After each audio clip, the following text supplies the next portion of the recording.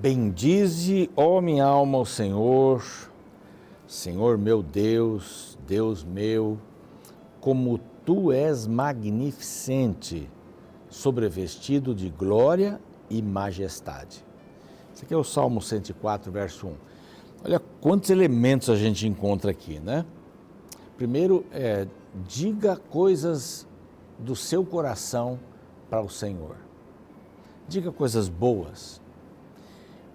Louvar a Deus significa dizer coisas boas para Ele, relativas à pessoa que Ele é. Tem uma diferença, né?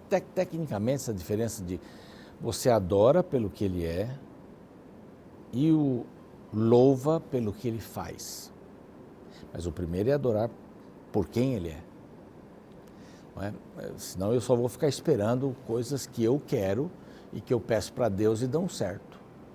Não é? Ou uma coisa boa que me acontece, aí eu vou louvar a Deus. Mas adorar a Deus independe do que Ele fez. Se teve chuva, se não teve chuva, se teve sol, não teve sol, se aquela parte da minha vida foi escura, se foi clara, não importa. Não é? Se eu vivi na noite ou no dia, não importa, nada disso importa. O que importa é adorá-lo por quem Ele é. E aqui diz, bendize a minha alma, o Senhor. Vamos lá, falar, Senhor, eu te amo. O Senhor é magnífico, diz aqui. Como tu és magnificente, não é? Que grandeza. É uma ação, eu sou grande, mas eu faço uma ação em relação a você. Eu sou grande, sou o maior ser do mundo, mas eu me importo com você. Isso é magnificência. Sobrevestido de glória e majestade. Quer dizer, o Senhor tem toda a glória e majestade e presta atenção em mim. Eu tenho que bendizer o seu nome, eu tenho que adorar o Senhor por quem o Senhor é. O Senhor é aquele que cuida de mim. Isso é a palavra de Deus, é linda a palavra de Deus. Estamos vendo alguns versos de Salmos aqui. E este aqui é o programa Reavivados por Sua Palavra. Nós estamos todos os dias aqui com você sabe, às 6 da manhã. Estamos lá no YouTube também. Todos os dias temos a Bíblia toda gravada e vários livros gravados mais de uma vez. Mais de uma vez.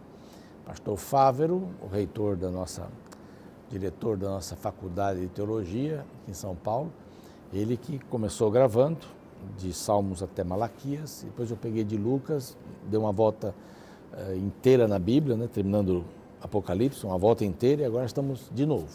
É muito bom estudar a Bíblia, não para, a gente não para nunca. Aquele capítulo tem outro sentido quando você lê daqui a pouco. É isso, tá bom?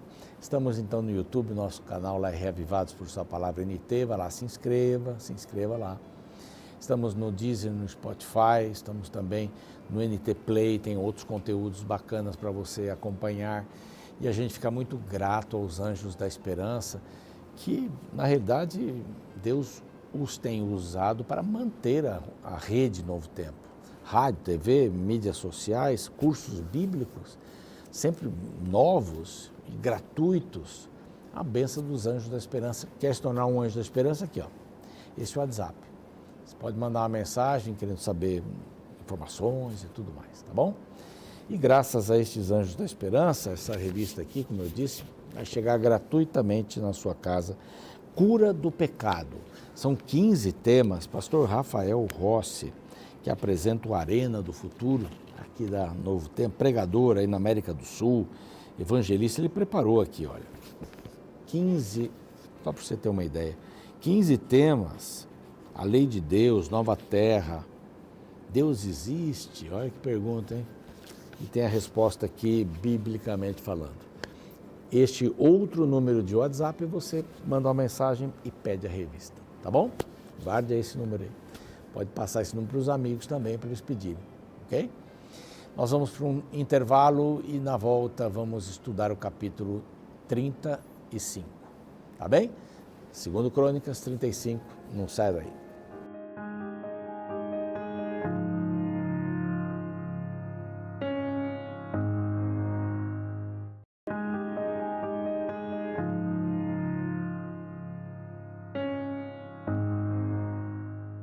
Já voltamos com o programa Reavivados por Sua Palavra aqui da TV Novo Tempo. Alegria em ter você com a gente aí, você ficou, e é importante a gente estudar a palavra de Deus. No YouTube nós não temos esse intervalo, a gente termina ali com uma vinheta, começa com uma vinheta e já vamos ao estudo da palavra. Hoje é o capítulo 35 do segundo livro de Crônicas, ou das Crônicas. Amanhã vai ser o último capítulo, olha que legal. Já chegamos ao final de mais uma batalha aqui, né? O livro de Esdras, na realidade, é uma continuação do livro das Crônicas. E muitos acreditam que o escritor de Crônicas foi Esdras, né? Então, tem aí uma ligação muito grande. Você percebe que termina de um jeito e já emenda o livro de Esdras, que tem poucos capítulos, mas tem uma riqueza muito, muito grande, especial. Vamos ao capítulo 35, então. Bom, Josias fez aquela aliança com Deus, renovação, toda essa coisa linda do capítulo 34, né? O povo animado com ele quebrando lá os postes, os altares e tal. E agora vem a celebração da Páscoa. Quando entrava um rei que não era considerado bom, não tinha a celebração da Páscoa.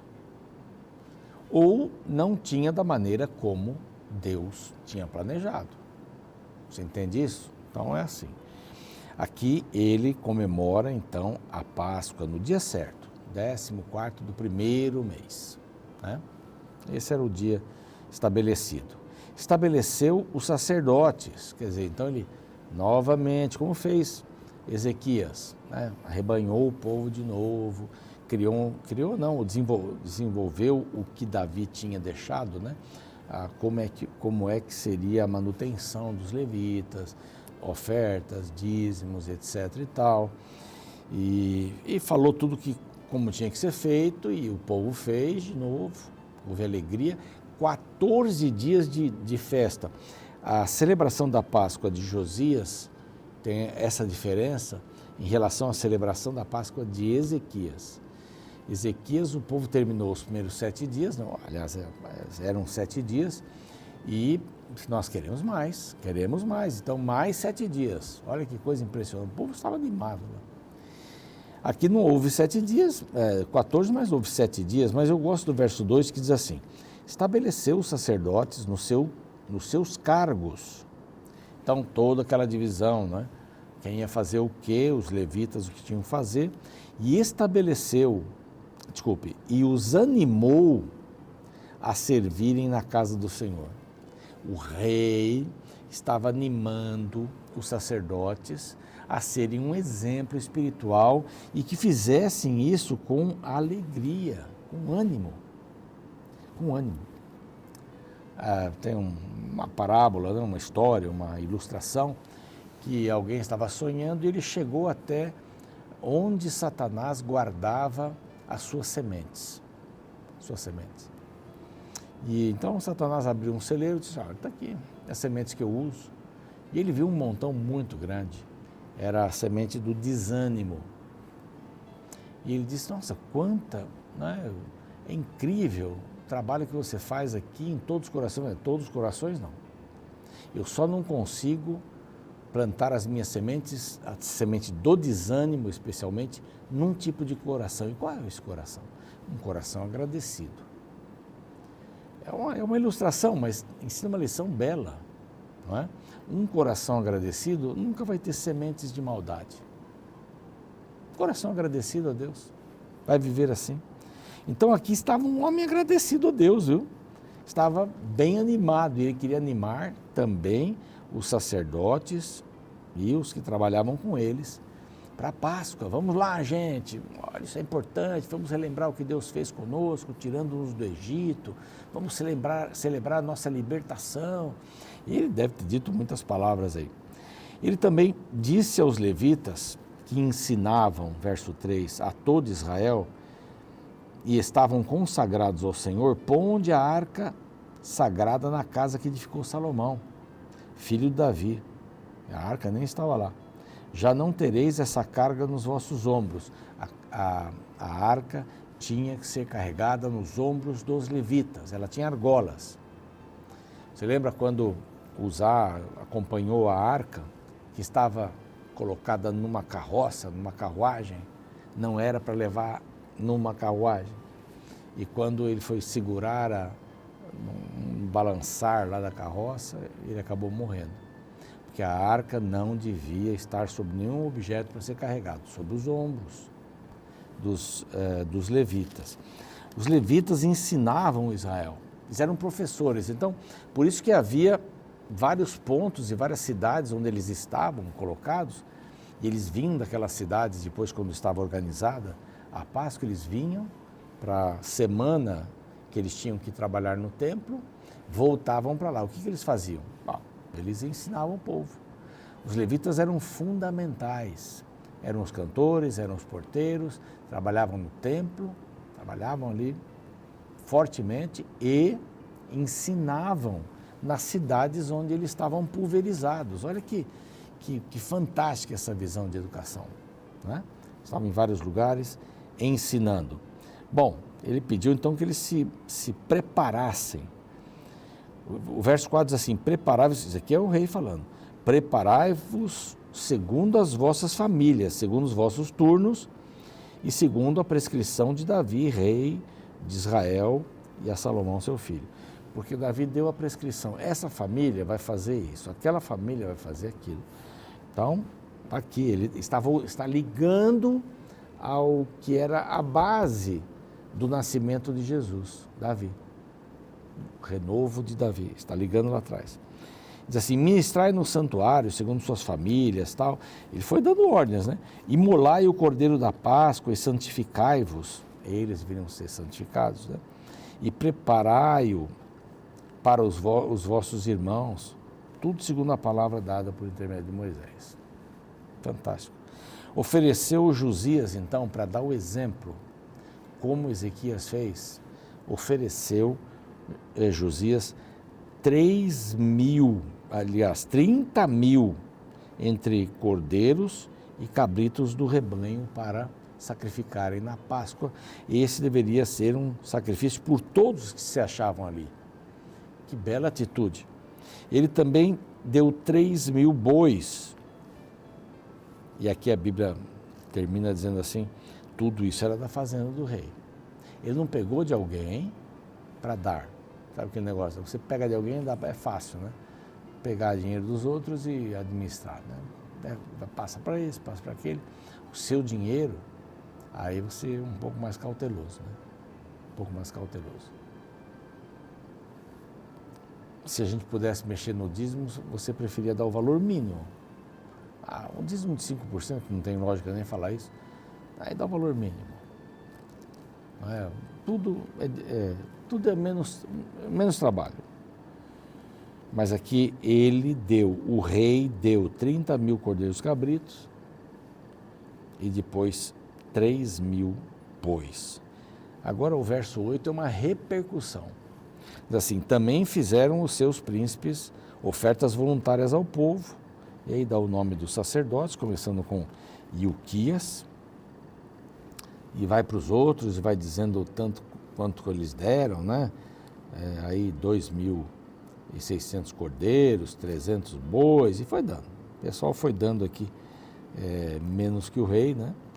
O chefe dos levitas recebeu, né? Apresentaram aos levitas para o sacrifício da Páscoa 5 mil cordeiros e cabritos e 500 bois. Essa oferta dos príncipes, muito legal. Eles imolaram o cordeiro, houve festa, apareceram os cantores, os porteiros, os levitas e tal, e a história vai se desenrolando aí como foi tudo isso, como se estabeleceu essa cerimônia, né? Assim, verso 16, assim, finalmente, se estabeleceu, naquele dia, todo o serviço do Senhor. Olha que impressionante, quantidade de ofertas. E as coisas foram sendo resolvidas. Naquele dia se estabeleceu o serviço do Senhor. Também a Páscoa, que estava esquecida nos últimos anos, não é? Quando nascesse 55 anos. Próximo 2 anos e assim por diante. E assim se estabeleceu o serviço da Páscoa. Pronto. para celebrar a Páscoa e oferecer o holocausto sobre o altar e tal, estabeleceu.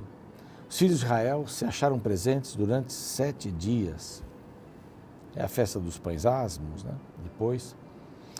E nunca, pois, se celebrou tal Páscoa em Israel desde os dias do profeta Samuel. E nenhum dos reis de Israel celebrou tal Páscoa como a que celebrou Josias.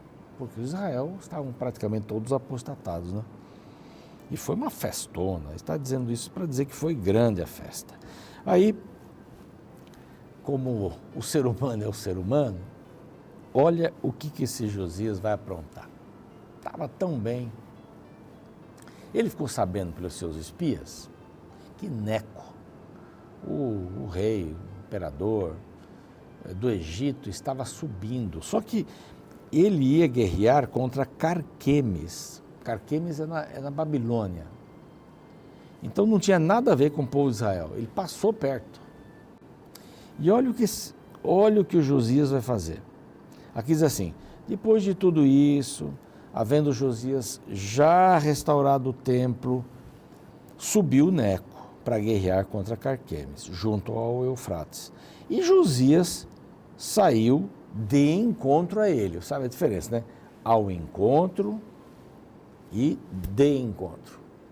Às vezes a gente troca esse início aí, né? De encontro é chocar, ao encontro é acompanhar. E aqui diz de encontro a ele, não foi acompanhar o Neco, o rei do Egito. Ele foi de encontro a ele. Só que a guerra não era nem dele. E Deus tinha dito: eu vou guerrear suas guerras. Eu vou vencer a guerra. Sou eu, não vocês. Mas ele foi lá, não sei se prestar serviço, não sei o que ele estava pensando, para guerrear contra Carquemes. Então Neco lhe mandou uma mensagem, sabendo que ele vinha. Olha a mensagem: não vou contra ti hoje. Um dia eu ainda posso, mas hoje eu não vou contra você. Não vou contra ti, rei de Judá. Não vou contra ti. Deixa eu ver se estou lendo o versinho certo aqui. Isso mesmo. Que tenho contigo, rei de Judá. Não vou contra ti hoje, mas contra a casa que me fez ou que me faz guerra.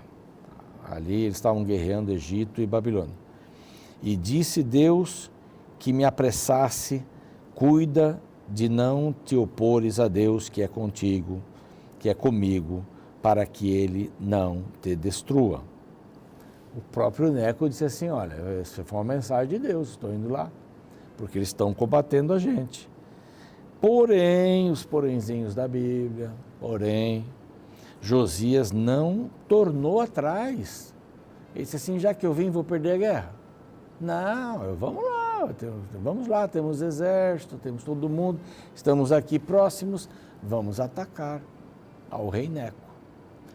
O país estava em paz, eles não estavam subjugados por ninguém. Aí Josias vai fazer isso. O ser humano erra. Depois de vários acertos, o ser humano erra também. A gente não pode ficar caído, tem que levantar. Então, porém, Josias não voltou atrás. Antes se disfarçou para pelejar contra ele, contra o rei Neco, não dando ouvidos às palavras de Neco. Ele falara da parte de Deus. Neco foi instruído por Deus. Saiu para pelejar no vale de Megiddo, 80 quilômetros de Jerusalém. Bom, Judá ficou debaixo do Egito depois dessa batalha. Eles perderam. Os flecheiros atiraram as flechas e ele foi ferido. Josias. E ele acabou ficando em pé lá no carrinho dele, lá na carruagem, e morreu. Foi sepultado no sepulcro dos seus pais, que era uma honra. Todo Jerusalém pranteou. Jeremias até fez uma lamentação para ele no livro das Lamentações. E aqui diz que os atos de Josias e as suas beneficências estão escritos no livro do Senhor, foram muitas, e os mais atos no livro da história dos reis. Não é uma história linda, mas termina ruim, né? Por quê? Deus não mandou ele lutar aquela batalha. Não mandou. Por que você vai lutar uma batalha que não é sua? Eu digo para você, para mim também, por que a gente luta às vezes batalhas que não são nossas? Sabe qual é a batalha que não é nossa? É a batalha contra o mal, não é nossa. É do Senhor, Ele vai guerrear a minha guerra. Não sou eu sou fraco. Eu tenho que colocar a armadura do Senhor, não tem jeito. Então não pegue guerras que não são suas. Não vale a pena lutar com o Senhor. Ir ao encontro do Senhor, para que possamos ser vitoriosos. É assim que funciona no reino de Deus. Então, pare de lutar a luta de outros. Então, trabalhe na sua batalha. Vamos orar? Pai bondoso, te agradecemos pela oportunidade de estudarmos mais esse capítulo. Ajuda-nos a compreendermos que somos falhos. Estamos bem, se não estivermos ligados ao Senhor, a gente cai mesmo. Então ajuda-nos a estarmos sempre ligados ao Senhor. Guarda-nos nesse dia e sempre estudando Tua Palavra. Em nome de Jesus. Amém. O programa segue, eu fico por aqui. Amanhã a gente se vê, o último capítulo, hein? Não perca o último capítulo. Até lá. Certa vez ouvi um pregador falar uma frase impactante ao final de uma programação especial em uma igreja. Disse ele: amigos, evento é vento. Em seguida, ele passou a explicar que um programa especial não teria utilidade se não causasse mudança na vida de quem participou. De fato, a melhor medida de um sucesso de um evento espiritual é como as pessoas respondem ao que aconteceu no evento e às decisões tomadas. Ir a reuniões religiosas, semana após semana, sem manifestar qualquer mudança na vida, apenas evidencia que tais reuniões não estão causando efeito na vida dos participantes. Este é um princípio que pode ser visto no capítulo 31 do livro de 2 Crônicas. Nesta sessão encontramos a resposta do povo às ações do rei Ezequias, visando a reforma religiosa. Depois de uma celebração religiosa da festa da Páscoa realizada no capítulo 30, o capítulo 31 mostra os efeitos práticos da reunião. Veja o verso inicial que diz: acabando tudo isto, todos os israelitas que se achavam ali saíram às cidades de Judá, quebraram as estátuas, cortaram os postes ídolos e derribaram os altos e altares por todo Judá e Benjamim, como também Efraim e Manassés, até que tudo destruíram. Então, tornaram todos os filhos de Israel, cada um para sua possessão, para as cidades deles. A adoração conduz à fidelidade a Deus. O povo abandonou a idolatria, e no restante do texto lemos que ele também manifestou a fidelidade nas ofertas para o sustento da obra de Deus. Ou seja, após a adoração, eles partiram para a ação, colocando em prática o que haviam cantado e pregado na igreja. O capítulo bíblico de hoje nos lembra da importância de transformarmos nossa religião em ação. Cantar sobre o amor sem amar é falsidade. Falar sobre perdão sem perdoar é hipocrisia. Adorar a Deus, mas colocá-lo em segundo lugar é rebeldia. Que nossa vida fora das 4 paredes da igreja seja uma extensão do culto apresentado a Deus dentro do templo.